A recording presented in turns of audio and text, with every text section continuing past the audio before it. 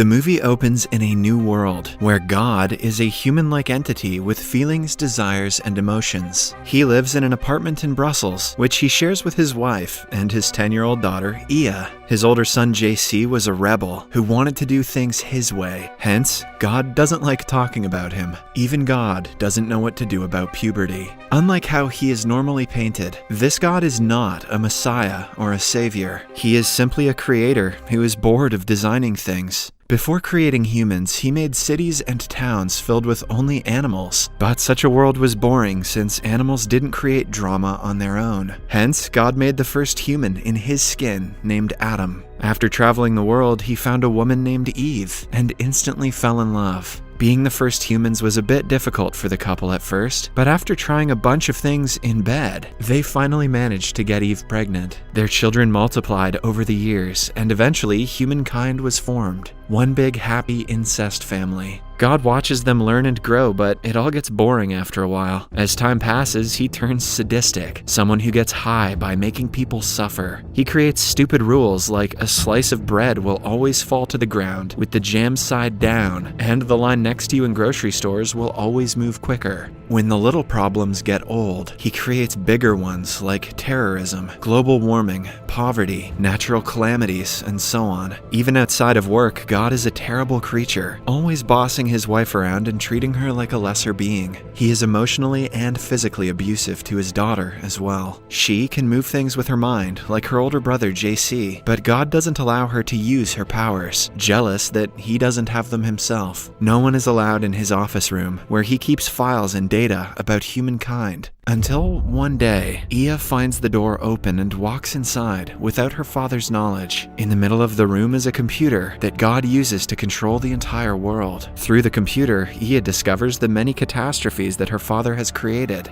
He has taken all of the ladders out of the pools in The Sims. She is disgusted at how he enjoys watching people drown in misery. Hence, at dinner that night, she calls him out for being a sadist. An enraged God whips her with his belt for hours until his anger dies down. By the end of the torture, Ia has had enough. She decides to run away from home, but since it has no doors or windows, she asks her brother for help. When she touches a little statue in her room, it comes to life as JC and explains what she must do next. She should first get herself a bunch of apostles, someone who can be an advocate for her policies and ideas. JC tried 12, and it was too messy, so he asks her to try getting only 6 apostles. To choose the set apostles, she can just randomly pick up 6 human cards from her father's study. Then, JC asks her to write a brand new testament using the apostles and their experiences. That way, Ia can contribute to the betterment of humanity, like JC once did. To get her out of the house, he has hacked the dryer and connected it to the human world. After a long chat, Ia steals the key to the study room from her father and retrieves 6 human cards randomly. Before leaving, she hacks into his computer and sends a text to every living human, telling them the exact day they are going to die. Ia just wants to see the world burn. This brings chaos to the human world. Many people who have less time on Earth leave their jobs and start doing things they always wanted to do. Some eat whatever they like.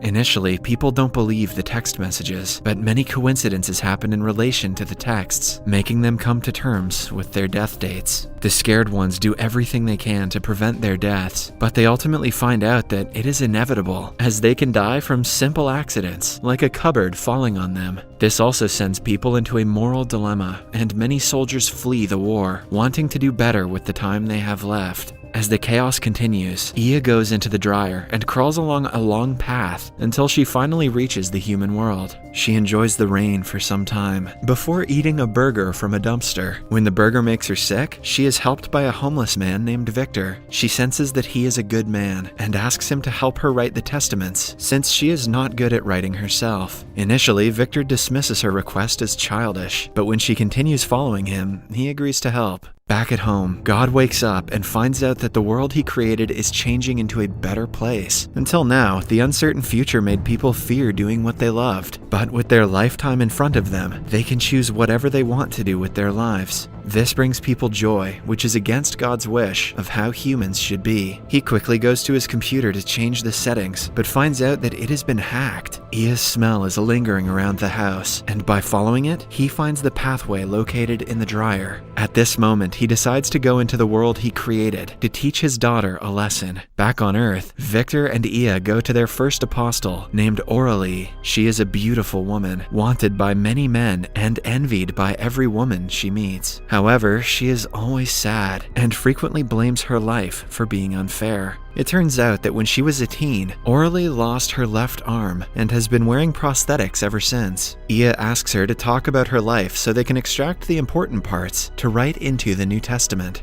Victor gets ready with a pen and a piece of paper to note down Aurelie's life lessons. She starts by saying that the most crucial moment of her life was not when she lost her arm, it was when she met a homeless man one day. He told her that life is like a skating rink where a lot of people fall. It was a simple sentence that many people would interpret in the ways they like. However, to Aurelie, the sentence gave her life a new meaning. She knows she has already had her fall and has been trying to get up for several years. Ia understands her concerns and asks her to wait for a miracle that is about to happen shortly. At night, Aurelie dreams of reuniting with her hand. She comes to terms with her disability and finally gets up from the skating rink that the homeless man told her about. After Aurelie, Ia moves on to the second apostle, Jean. In his childhood, Jean loved adventures and always wanted to explore the world. But when reality hit, he got stuck in a 9-to-5 job, dedicating his life to climbing the corporate ladder. When he found out that he has 12 years to live, he didn't want to work anymore. Hence, he sat down on a park bench and hasn't moved ever since. He spends his day looking at things around him and feeding birds. Ia finds him on the same park bench and sits down to chat. She can talk to animals and offers to translate Jean's words to a bird. Jean wants to ask the bird why it never flies away from the park when it has wings to travel anywhere in the world. In turn, the bird asks Jean the same question.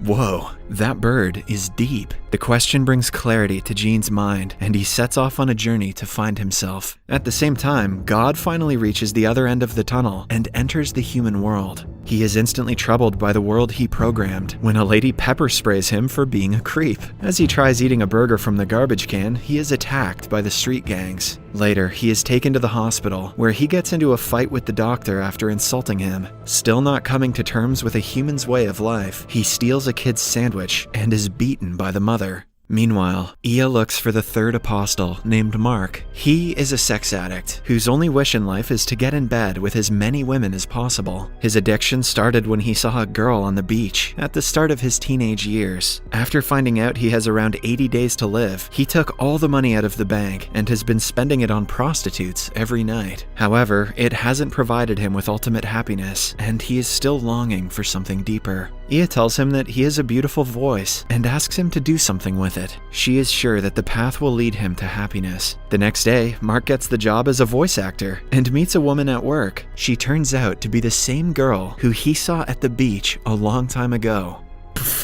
They instantly feel the chemistry between them and go back to his place. For the first time in Mark's life, he feels a connection deeper than his sexual urges, and they fall asleep holding hands. In the meantime, God's wife is enjoying time alone without her husband. While cleaning the house, she notices that 3 more apostles have been added to the picture of the Last Supper. Somewhere else, God ends up in a church, thinking that it is the one place he will be respected. But he is beaten for cutting a line to the food. The pastor helps him and feeds him, but God repays his kindness by insulting the man and making fun of his life. Even the calm pastor loses his cool and abuses him. Meanwhile, Ia and Victor make their way to the next apostle, named Francois. For the last week, he has turned into an assassin after finding out that he has 25 years left to live. He thinks that he is not doing anything wrong by killing people, since the ones who die at his hands were supposed to die anyway. One day, he is on a mission when Ia approaches him, asking him to target a specific lady. The lady turns out to be Aurelie. Hence, when the bullet hits her prosthetic arm, Francois thinks it is a miracle that she doesn't die. Intrigued, he follows her for the rest of the day and is smitten by her beauty. He falls in love, but keeps on denying it to himself, until one day when he buys Aurelie flowers. Gathering much courage, Francois hands them to her, expressing his love. Aurelie accepts them, but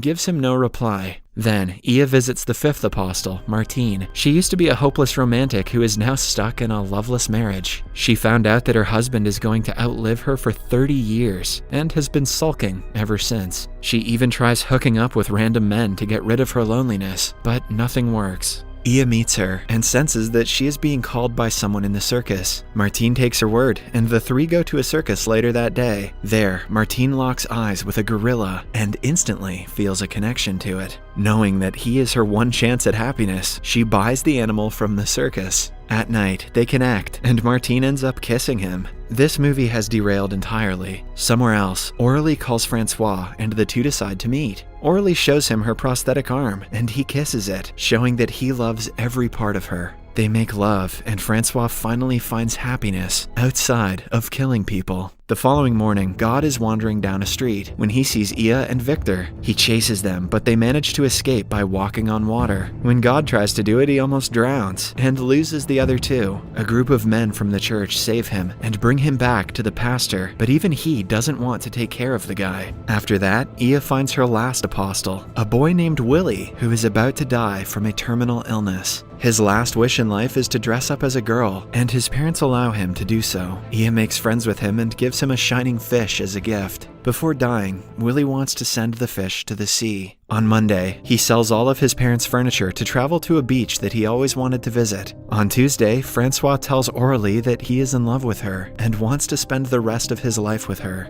Wednesday is the day when Martine's husband finds her in bed with the gorilla. They kick him out of the house and continue their romantic relationship. Then, Thursday comes, and Mark makes love to his girlfriend for the first time. On Friday, Rebecca Black pops off. Also, Jean follows a flock of birds and reaches a place in the Arctic. There, the birds signal him to a woman who happens to be his soulmate. And on the last day of the week, God is deported to Uzbekistan with a group of illegal immigrants. At the same time, Willie and the others come to the beach, where he sets the fish free. He is only a few minutes away from dying, so the group decides to stay on the beach until his final breath. In the meantime, God's wife enters his office to clean it. She unplugs the computer, which sends the entire world into a frenzy. The airplane that God is in starts to descend towards the beach, threatening to kill everyone. Thankfully, she plugs the computer in again just in time to avoid the crash. She then proceeds to make personalized changes in the world, giving every human the gift of immortal life. The sky is covered with flowers. People can walk underwater with their pet fishes. The rules of gravity can be bent, and the world turns into a utopia where all dreams are fulfilled and everything is possible. Martine has a human baby with the gorilla. Victor publishes the New Testament and becomes a renowned author. Francois is pregnant with Aurélie's child. And lastly, Ia and Willie kiss each other.